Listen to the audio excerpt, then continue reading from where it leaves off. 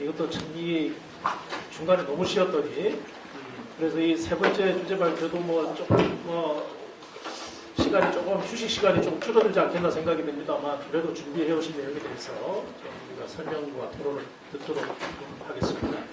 자, 먼저 오늘 발표를 해 주실 분을 소개하겠습니다. 한국노동연구원의 허재준 박사님이십니다. 박수로 환영합니다. 지금 현재 고용정책본부장을 맡고 계십니다. 그리고 오늘 토론은 김현장 법률사무소의 변양규 박사님이십니다. 박수로. 자, 그럼 이렇게 하실 거죠? 네. 그럼 잠깐 나가시겠습니다. 우리 김동훈 교수님과 권혁 교수님이 제 부담을 들어주시느라고 시간을 많이 써주셔서 제가 간단히 해도 될 것 같습니다. 근데 이제 우리 토론문을 봤더니 우리 변 박사께서 발제자만큼 준비해 오셔서 시간을 동일하게 드려야 될 것 같은데 언제 끝나야 될까요? 제가 반만 쓰겠습니다. 15분에서 25분? 20분? 네, 이렇게 하시죠. 네. 저 이제 노동시장 문제에 조금 주안을 하고 그것이 고용노사 관계에 갖는 시사점을 좀 생각해 봤습니다. 내용을 보면은 뭐 이렇게 한 4덩어리로 이루어졌다고 볼 수가 있고요. 이제 사실은 코로나 이후라는 이제 그 화두 어떻게 보면 이런 게 이제 각 학문 영역, 그다음에 각 사회 영역에서 되게 이제 유행처럼 지금 번지고 있는 것 같습니다. 근데 사실은 우리가 코로나 와중에 있어서 지금 이게 극복 과정이 어떨 것인가에 따라서 전혀 코로나 이후가 달라진다는 점 고려를 해보면 좀 성급한 감도 있는 것 같습니다. 하지만 그럼에도 불구하고 4가지 정도의 지금 코로나 위기의 특성을 얘기할 수 있을 것 같습니다. 사실은 우리가 기록을 갖고 있는 경제사 속에서 기록을 갖고 있는 시기가 대부분 지난 100년 정도에 불과한데 높이 이제 올라가가지고 엑스트라폴레이션을 하고 그래도 200년까지 이렇게 올라가지 못합니다. 또 이제 영국이나 미국 정도에 국한된 얘기고요. 그래서 이제 지난 100년 내에서 사실은 유례없는 사건이 있다 그러면 아까 공장제 노동이라든지 산업화 역사라든지 여기에서 사실은 최초라고 봐도 될 것 같습니다. 근데 이제 경제의 대부분의 영역에서, 그러니까 우리가 기억하고 있는 위기는 특정 영역에서 위기였습니다. 그런데 이번 코로나 위기는 경제 대부분의 영역에서 위기라는 점에서 굉장히 차이가 나고 또 수요뿐만이 아니고 경제학자들 이제 총수요, 총공급 이런 얘기를 하죠. 그때 이제 수요뿐만 아니라 공급 측면에서도 또 동시에 문제가 생기는 이런 위기이고 사실은 앞으로 경제활동이 얼마나 정상화될 수 있는가는 공항을 얼마나 이용할 수 있게 될 것인지, 그러니까 공항 가동률이 예전하고 똑같아질 것인지가 굉장히 시금석이라고 보이는데 그 점에서 공항 가동률이나 여행객 비율이 극도로 지금 제약되고 있는 이런 상황이고요. 한 달 후는 우리가 이렇게 선형적으로 예측을 할 수가 있습니다. 지금. 그런데 그것도 또 불확실성이 없진 않지만, 한데 서너 달 후를 예상해라 그러면 시나리오로밖에 예상하지 못할 정도로, 그러니까 전문가가 그렇지 않으면은 이제 허튼 소리라고 저는 생각을 해요.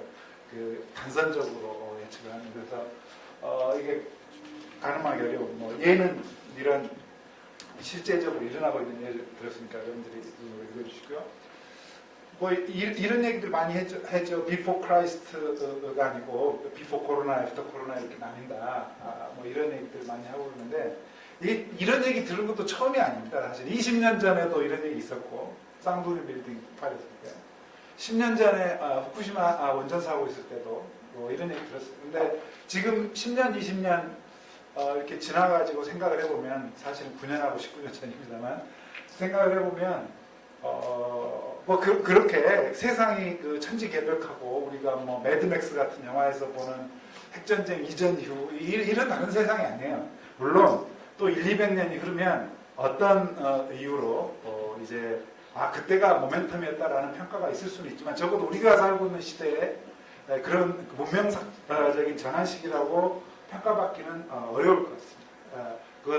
우리가 어떻게 앞으로 하느냐에 따라 달려있는 문제이기 하기 때문에 그렇습니다. 그래서 이게 이런 큰 문명사적인 전환점이다라는 담론은 그거 자체로 무의미한 것은 아니지만 이제 이렇게 정책하는 사람들의 커뮤니티에서는 이게 우리가 그 뭔가 증명하기도 힘든 일이어서 그런 의미보다는 이제 좀 그 통찰력을 발휘하는 시기를 좀 짧게 보고 한 10여 년 뭐 이렇게 하고 얘기를 해야 오히려 20년, 30년도 더 내다볼 수 있는 이런 통찰력을 가질 수 있을 것 같다는 생각이 들고요. 그러면 코로나의 그 영향이라는 게 도대체 뭔가 우리가 지금까지 겪은 굉장히 많은 사람이 이의 없이 그리고 오늘의 발표자들 두 분께서도 인정한 게 이제 비대면 뭐 이런 거는 뭐 이렇게 다 인정을 하는 것 같고 그것은 뭐 교육을 하시는 분, 뭐 경영학을 하시는 분 다 공통점인 것 같습니다. 그래서 이렇게 굉장히 단순한 이런 어떤 그러니까 커다란 변화가 온 영역에 대해서 노사관계를 하는 사람이나 노동시장을 바라보는 사람은 그 함의를 어떻게 조출할 수 있는 것인가가 이제 사실은 전문가의 수준이나 혹은 통찰력의 그 범위 질을 결정하는 것 같습니다. 그래서 요거를 해석을 할 때 그냥 단순히 비대면이 늘어났다.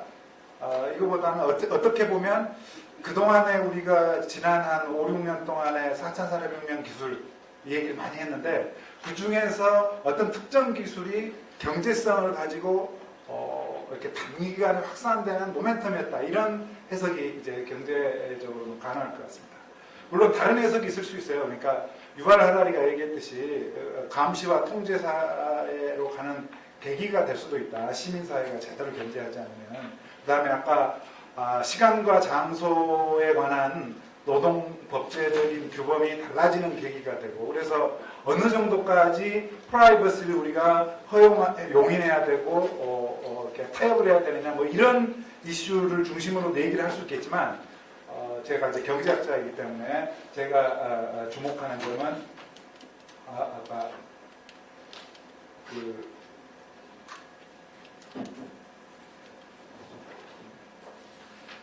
이제 주목하는 점은 뭐 이런 뭐 국제문화 체계의 변화나 통제와 뭐 사생활 보호와 뭐 이런 차원보다는 경제적인 임팩트와 일자리 그리고 그것이 노사관계에 주는 함의에 주목을 하게 된 것이고요. 굉장히 그 이번 코로나 사태를 보는 눈은 이제 스케일이 크지 않고 그 경제학자들이 이제 원래 스케일이 좀 작습니다. 그래서 김동훈 교수님의 스케일에 비하면 제가 보니까 권혁 교수님의 스케일이 작고 오늘 제 스케일이 가장 작은 것 같은데 이 정도로 해석하고 한번 가보면 어떨까 뭐 이런 생각이 들어요. 그래서 충격의 직접적인 영향이 뭐냐 코로나 위기가 가져온 뭐 이게 그 다음에 그림 있으니까 보십시오.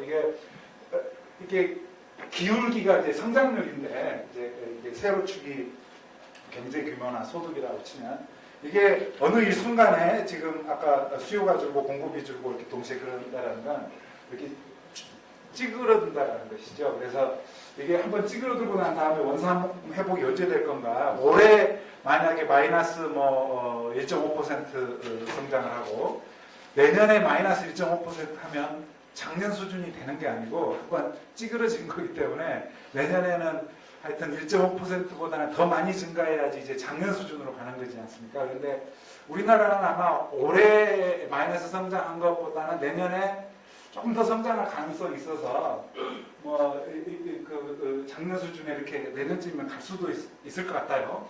물론 앞으로 무슨 일이 벌어지느냐에 따라서 전혀 다른 얘기가 될 수도 있습니다만. 근데 이제 대부분의 나라들, 다른 OECD 국가를 보면 내년에는 좀 힘들지 않을까. 올해 막 마이너스 5% 하고 나면 그 다음에 아무리 기저효과가 있어도 6% 이렇게 성장을 할까 이런 걸 생각을 해보면 2022년쯤은 돼야 되지 않을까 뭐 이런 생각이 들고 더더군다나 이제 코로나가 이렇게 지금 아까 김동훈 교수님이 보여준 그래프 중에서 대단히 중요한 게 뭐냐면 전 세계적으로 보면 지금 환자가 별로 죽지 않았어요.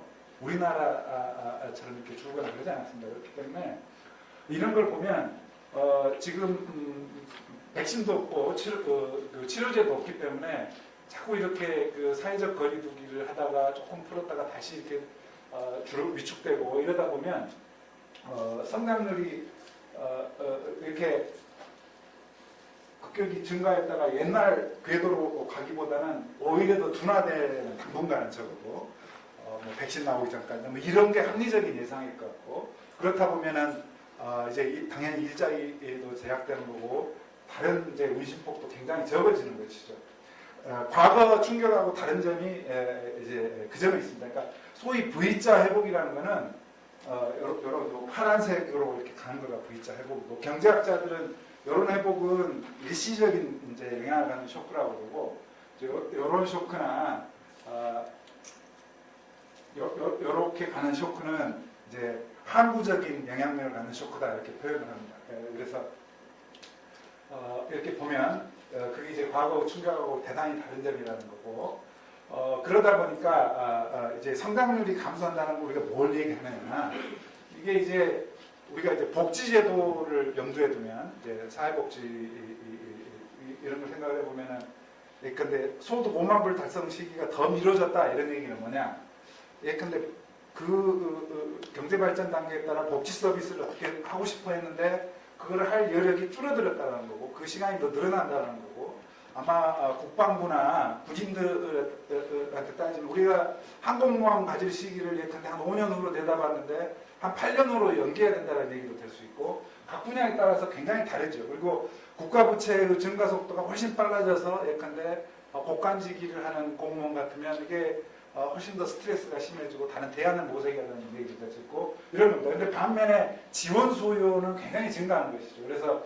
그런 거. 그다음 기업이나 이제 국가가 이렇다는 것은 사실은 국가 부채가 늘어난다는 거고 그다음에 기업도 지금 이제 상반기를 넘어가면 그러니까 이게 자금 그 유동성을 갖고 있는 기업들은 버틸 수 있지만 그렇지 않은 데는 아까 구조조정이 표면화된다라는 얘기는 당연히 이제 부채로 버티거나 뭐 도산업에 대한 관련해서 버티는 기업들도 쌓아놨던 거가 이제 줄어드는 거가 아니면 부채를 들여서 사실은 견딜 수밖에 없기 때문에 뭐 그렇다라는 거고 가계도 사실 마찬가지죠. 우리가 보면 지금 소득이 없으면 그러니까 어느 한 사람한테가 아니고 경제 전체적으로 보면 다 이렇게 부채가 늘어나는 일이어서 이게 사실은 경제 성장률이 늘어지면 이제 국가 전체적으로 보면 실효이자 비용이 어떻게 변화하고 뭐 이런 얘기가 있는데 우리나라는 사실 이렇게 LH공사나 수자원공사 부채가 이제 다른 나라들보다 이렇게 많아요.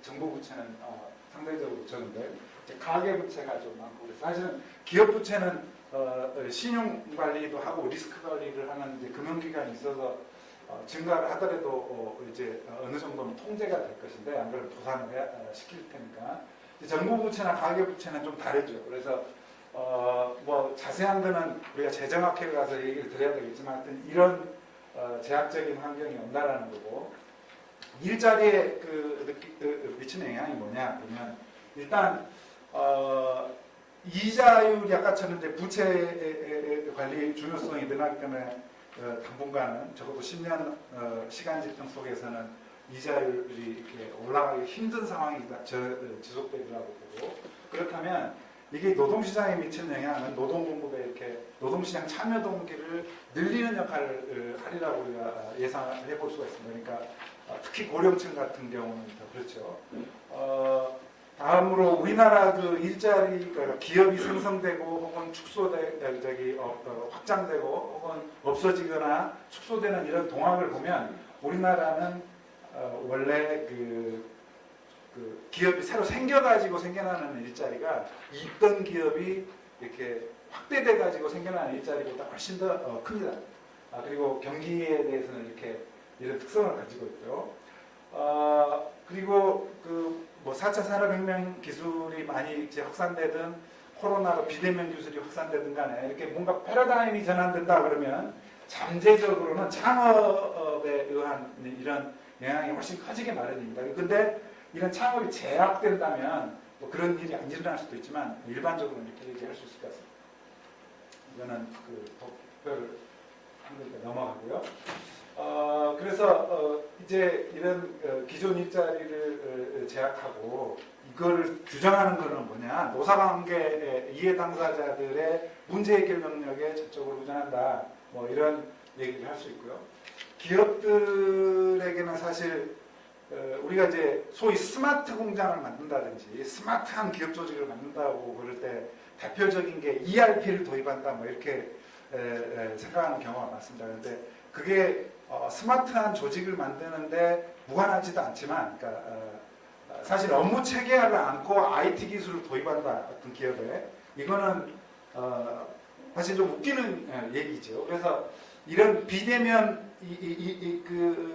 어떤 접촉이나 거래나 교육 기회가 확산된다라고 할 때 그 상황에 맞게 업무 체계화를 하지 않으면 당연히 적응력이 떨어질 수밖에 없고, 그다음에 근로자 입장에서 보면 우리가 학교에서도 배우고 직업훈련기관에서도 배우지만 사실은 최종적으로 생산적인 스킬을 갖추는 데는 기업 조직입니다. 그래서 그 새로운 환경에 적응하는데 기업을 배움의 장소로, 학습의 장소로 활용할 수 있어야 진정으로 이제 적응력이 올라가는 것이기 때문에 근로자가 이제 노사관계 이해 당사자 다른 한 축이죠. 그래서 그런 점을 반드시 염두에 두고 해야 되는 거고, 이게 단순한 결론이 협력적 노사관계다 하면 우리가 좀 재미가 없을 것 같고요.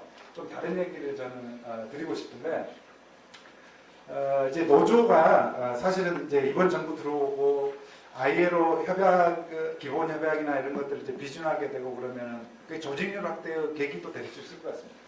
그리고 공무원한테 파워권이 생길지도 모르겠어요. 그런데 이런 게 지금은 좋을 수 있지만 장기적으로 지속 가능하지 않을 수도 있고 오히려 조직 축소 계기가 될 수도 있어요. 그러니까 과거의 그 비헤이비어 패턴을 지속한다면 저는 그럴 수도 있다고 봐요. 그래서 김동훈 교수님의 그 시계추처럼 왔다 갔다 하는 것처럼 지금의 후기가 항구적으로 후기도 아니고 지금의 악조건이 항구적으로 악조건도 아닌 이런 상황이 올 수가 있기 때문에 이런 새로운 환경에 적응하지 않으면 노조도 당연히 그 밀레니엄 세대나 Z 세대들한테 호응을 얻기가 힘들고 조직력 확대에도 이렇게 한계를 가져서 유명하기가 쉽다. 다른 많은 얘기는 다른 곳에서 여러분들 많이 듣고 우리가 얘기할 기회도 있을 것 같은데 마지막에 대해서만 제가 시간 관계상 말씀을 드리자면 지금 전국민 고용보험제도 이런 얘기 많이 하죠. 그 다음에 아까 권혁 교수님도 협력적 노사관계 이런 얘기 많이 했는데 협력적 노사관계는 우리가 이렇게 이상으로서는 필요하다는 걸 압니다. 그런데 노사관계 현실에 가보면 지금 공항공사에서도 지금 비정규직 정지가 하면서 한번 보세요. 그러니까 정규직 노조들의 그 어떤 그 연대 의식이나 비정규직이 또 모여가지고 어떻게 조직화된 그 연대 의식을 보면 교두보가 협력적 노사관계가 확보되리라는 저는 희망이 안 보입니다, 사실. 그럼 어떻게 해야 될까? 지난 그 정부까지는 제가 보기에 그러니까 권위주의 정부까지 포함해서 이렇게 조직이 확대되는 거에 대해서 사실은 정부 스탠스는 약간 그 유보적이고 되도록이면 안 했으면 좋겠다라는 거였는데 이번 정부는 잘 모르겠어요. 근데 잘못하면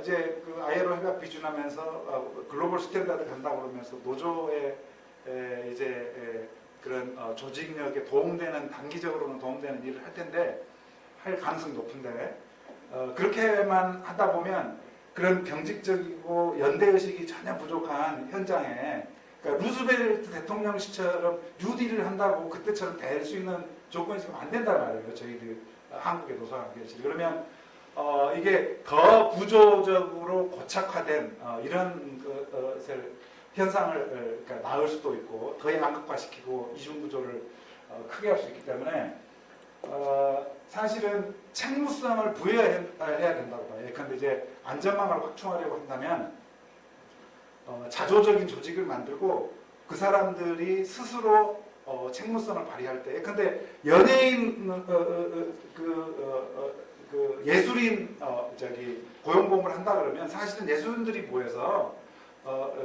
그 시간당 수억을 벌 수 있는 사람은 훨씬 많은 컨트리뷰션을 하고 1년 내 연봉이 500도 안 되는 사람은 정말 조금만 컨트리뷰션을 해서도 상당 부분 커버를 하고 나머지 정부가 매칭하는 방식 이런 것들을 고려하지 않고 모두 지금 기업의 고용보험처럼 하는 게 안전망학주의다 이런 접근을 하다 보면 제가 보기에 지속 가능하지도 않고 이런 그 연대란 무엇인지에 대해서 한 번도 생각해 보지 않을 이런 계기가 되어서 결국은 과거 유산에 짓눌린 시스템을 안고 우리는 또 수십 년 가고 나라가 언제는 망가질 걱정하는 상태를 걱정할 수밖에 없다. 뭐 이런 거에서 지금의 상황 변화를 하여튼 우리가 어떻게 가장 선용하고 협력적 노사관계 교두보를 확보할 수 있을 것인지에 대해서 생각을 해볼 좋은 시점일 것 같다. 뭐 이런 생각입니다. 이상 고맙습니다.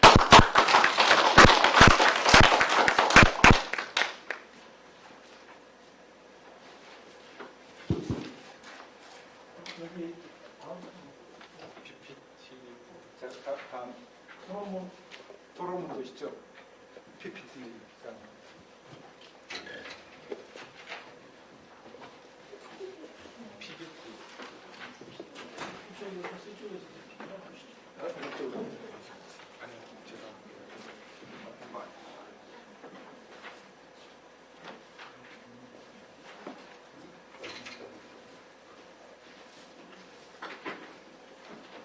김동호 교수님하고 권혁 교수님 이제 스케일이 점점 내려가면 저도 그런 이제 낮춰야 될 것 같습니다. 원래 끝에 하면 항상 코너에 몰려서 초치기를 하는 타입인데 정말 빨리 초치기를 해야 될 것 같습니다. 일단 허재두 박사님 발표 내용에 대해서 굉장히 공감을 하지만은 또 제가 그 모든 이슈에 대해서 다 말씀을 드리기에는 좀 어려운 것 같아요. 하지만 제가 그래도 그동안 조금 관심을 뒀던 몇 가지 부분에 대해서는 제 나름대로 이렇게 한번 해석을 해보는 게 어떨까 그렇게 해서 아마 자료를 준비를 했습니다.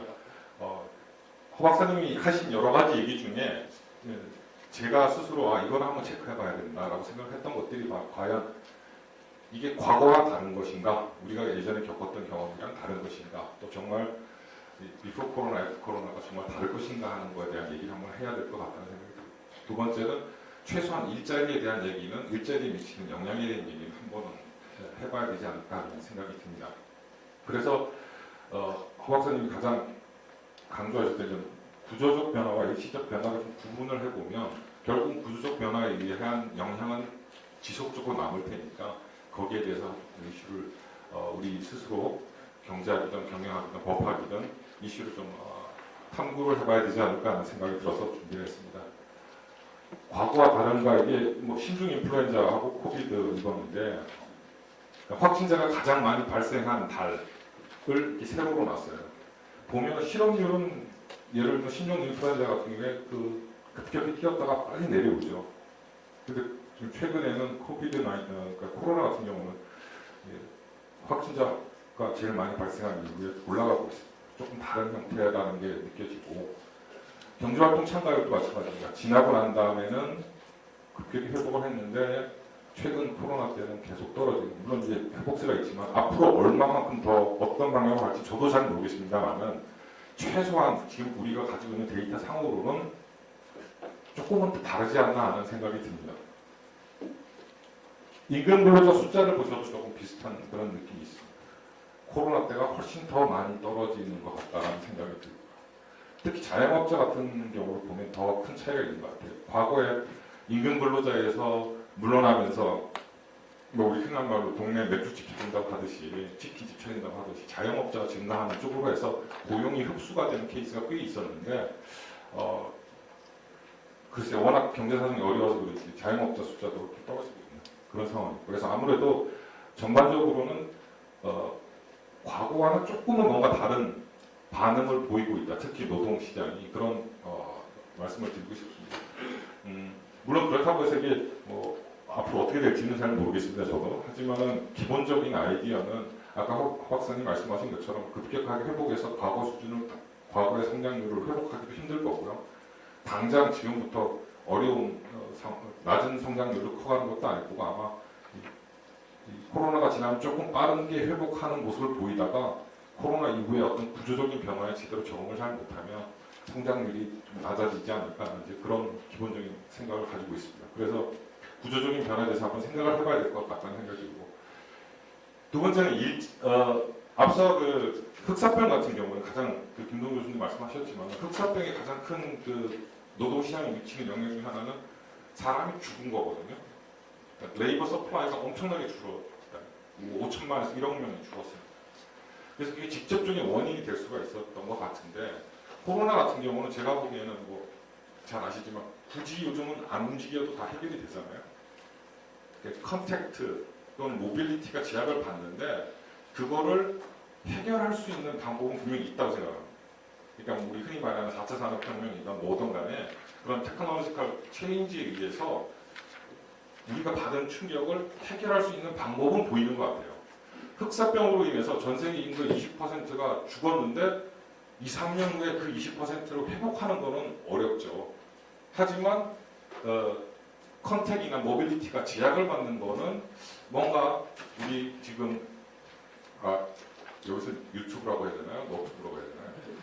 하여튼 이렇게 실시간 중계하는 바로 옆에 있지 않아도 제 얘기 들을 수 있는 그런 식으로 뭔가 대응이 가능하다는 생각이 듭니다.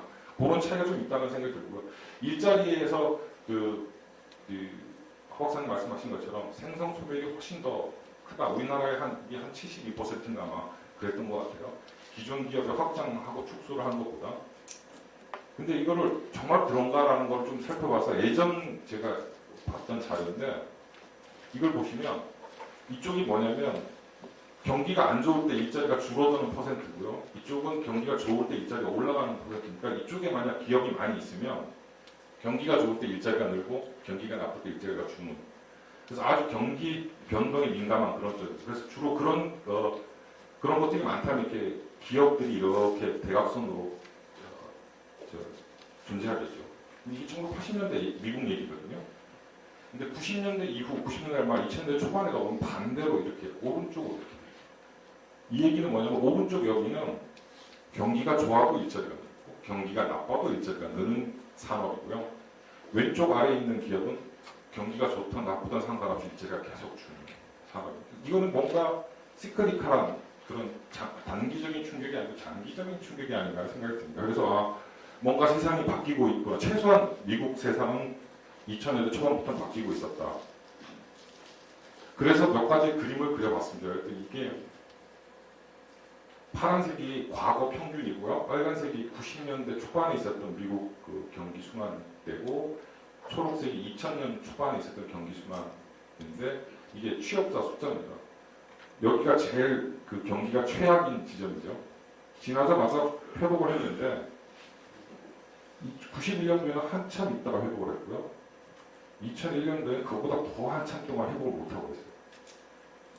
제조업은 더 심합니다. 과거에 비해서 더 아래로 가고 초록색은 완전히 꺼지고 있죠. 그러니까 뭔가 우리가 흔히 말하는 잡리스 리커버리라는 그런 일자리 없는 성장, 일자리 없는 회복, 그런 것들이 이미 미국에서 진행이 됐고, 그게 우연치 않게도 인터넷이라는 혁명, IT 기술이라는 혁명의 시기에 같이 붙어 있었다라는 그런 점이에요. 총 일한 시간을 봐도 똑같은 현상이 일어나고 있어요, 미국에서도.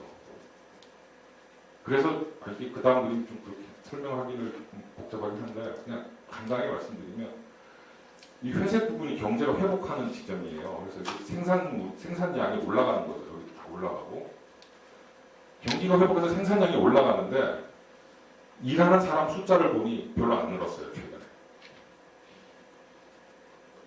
그 사람들이 얼마나 많은 시간을 일했는지를 봐도 별로 안 늘었어요. 그러면 딱 한 가지밖에 없거든요. 생산성이 엄청 빠르게 는 거겠죠. 그래서 제 생각에는 아마 이런 일이 있지 않을까. 이게 생산성, 노동 생산성인데, 모든가에 의해서 노동 생산성이 이렇게 급격히 리세션이 끝난 다음에 급격히 성장을 하게 되면 결국 일자리가 없는 성장, 일자리 없는 회복이 생기지 않을까. 그런 이슈를 한번 우리가 고민을 해야 되는데, 그러면 생산성 향상이 이루어질 것인가. 흑사병은 직접적인 원인이 될 가능성이 꽤 컸지만, 저는 지금 코로나 같은 경우는 아까 권순영 교수님 잠깐 말씀하신 것처럼 원인이라기보다는 지금 우리가 막 이렇게 사회가 변해가는 거에 하나의 가속도를 붙여주는 역할이 되지 않을까 하는데 이 현장에서 일하는 입장에서 살펴보면 우리나라 기업들이 직원들에게 시키는 일에 대한 직무 분석이라는 것을 제대로 해본 적이 없는 기업이 아마 대부분일 거예요.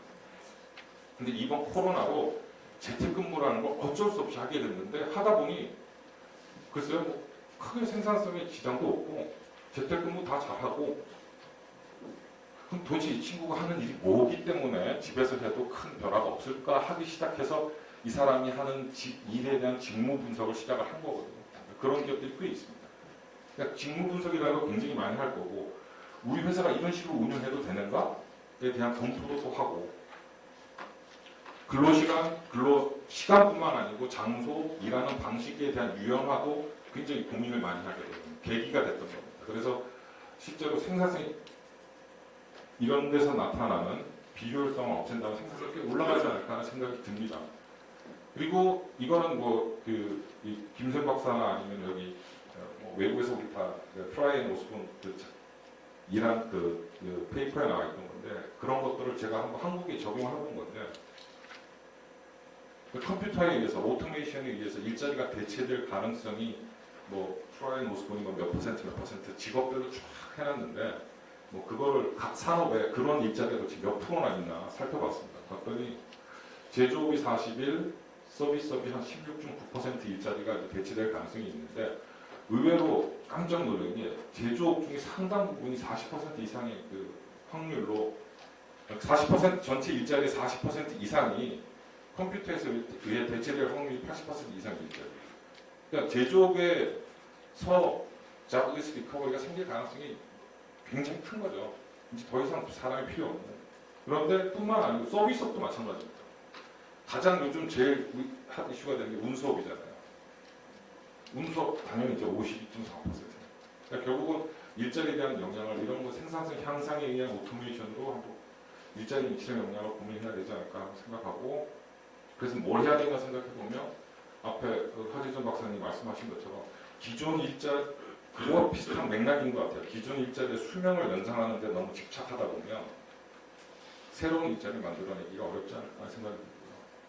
그런 의미에서 창업 및 신사업, 즉 일자리 생성을 좀 더 확대시킬 수 있는 그런 제도적 환경을 한번 고민을 해야 될 것 같은데 법률적인 측면은 잘 모르겠지만 아까 그 인플로이 쉐어링과 같은 그런 시스템이 법률적으로도 가능한 시스템이 된다면 분명히 고용 형태나 근로 계약 형태의 어떤 다양화를 추구한다면 가능하지 않을까 하는 생각이 듭니다. 젊은 친구들, 특히 Z세대보다 더 적은 밀레니엄 세대가 84% 정도가 기획 이코노미에 대한 참여 의사가 충분히 있거든요. 그 변화에 대해서. 그런 걸 한번 고민해봐야 될 것 같고 또 다른 하나는 일하는 방식의 유연화를 한번 해야 되는데 이건 비포 코로나입니다. 유연근무 활용 못하는 이유? 적합직무가 없음. 제 생각에는 없는 게 아니고 적합직무가 뭔지를 몰랐던 것 같아요. 대부분.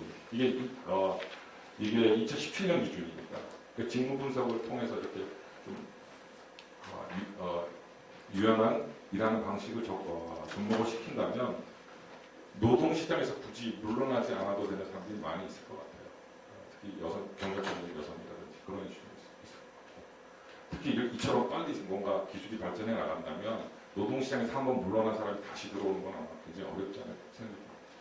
그래서 이런 생각을 좀 해봤고 마지막으로는 젊은 친구들한테 물었더니 인더스트리 4.0 아니면 4차 산업혁명이 뭔가 좋습니다만 거기에 대한 준비를 할 때 도대체 누가 책임을 져야 되느냐 하는데 과거 세대에서는 학교에서 책임을 져달라는 사람이 조금 더 많았는데 최근 세대에서는 학교 말고 비즈니스 즉 사업하시는 분 기업에서 책임을 져달라 아마 좀 더 현장감이 있는 교육이 필요한 너를 반영하는 게 아닌가 싶습니다. 그래서 기업의 어떤 변화에 대한 적응을 할 수 있는 능력을 기업이 근로자들에게 전달해 주는 것이 상당히 중요한 이슈인 것 같고 허대준 박사님 말씀하신 그 이슈 중에서 오래 영원히 남을 수 있는 임팩트가 어떤 건지 그리고 일자리에 대한 영향은 어떤 건지 그리고 마지막으로 제가 젊은 분들이 생각하시는 건 어떤 건지에 대한 거는 앞으로도 계속 또 고민해야 될 것 같다는 생각이 들어서 말씀을 드렸습니다. 여기 이걸로 해서 그냥 일단 들어가시죠. 감사합니다.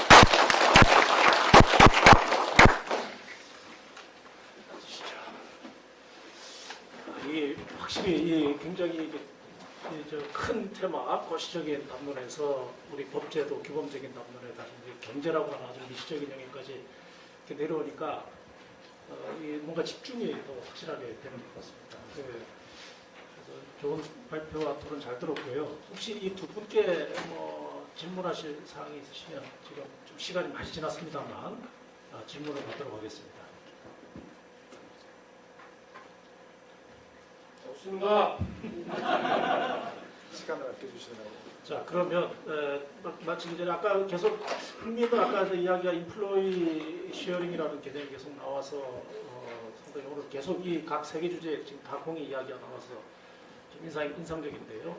근데 최근에 서울 고등법원에서 그런 판결이 있었어요. 그 SK텔레콤의 SK 플래닛 직원이 이제 이렇게 파견을 보내서 계열사 간에 있어서의 어떤 전출 관계죠.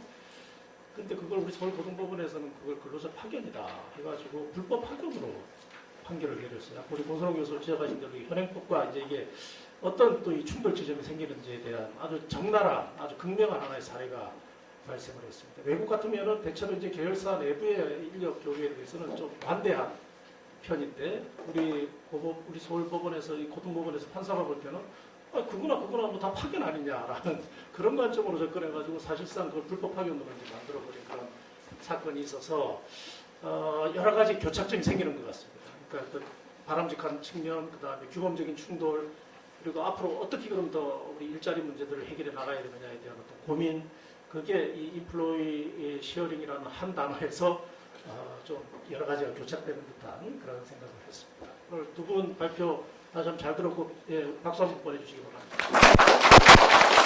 자, 이것으로 2부 순서는 전체적으로 마치겠고요. 지금 시간이 많이 지났습니다만 한 10분 정도 그래도 휴식 시간을 가지고 3부 순서를 갖도록 하겠습니다. 3부 순서는 여기 장소가 좀 나눠져 있습니다. 분과별로. 그래서 토론을 하시고 5시 한 50분 정도에 다시 이 자리에 모여서 정기총회를 하도록 하겠습니다. 자, 감사합니다. 예.